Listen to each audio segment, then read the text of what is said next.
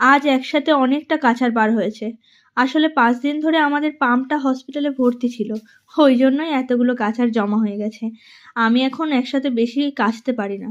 তাই রোজ একটু একটু করেই কেচে নিই। জমিয়ে রাখি না। পাম্পটা খারাপ হয়ে যাওয়ায় 5 দিন তোমাদের দাদাভাইয়ের একটু কষ্ট হয়ে গেছে। কুয়ো থেকে জল উঠিয়ে সব কাজ করতে হয়েছে।